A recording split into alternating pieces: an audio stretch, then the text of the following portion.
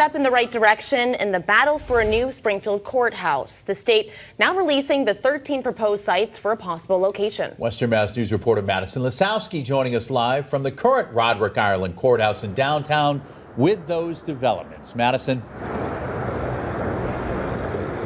Yeah, Chris and Amanda, the building behind me has been cause for controversy for years now. Employees complaining that the building has a direct impact on health issues related to toxic mold. And it's a story we've been following for quite some time now. Finally, a light at the end of the tunnel for those employees as the proposed locations for the new courthouse have been announced. Take a look at your screens. These are the 13 proposed locations scattered throughout the city, as you can see.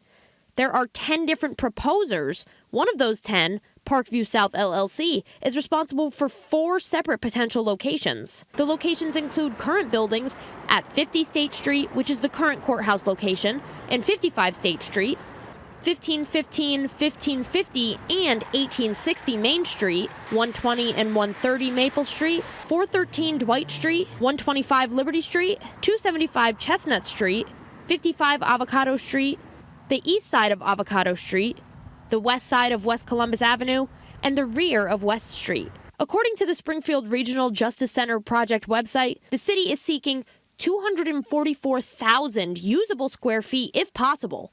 However, the Division of Capital Asset Management and Maintenance, or DCAM, would consider any site between 220,000 and 300,000 usable square feet. The square footage would need to hold the actual courthouse, offices, detention and holding spaces for trials, and record storage space. Laura Gentile, the Hampden County Clerk of Courts, has worked in the current courthouse for over 30 years, and her preference would be to use one of the new proposed locations rather than just rebuilding the current courthouse. We have to get out of that building. There's just no question about that.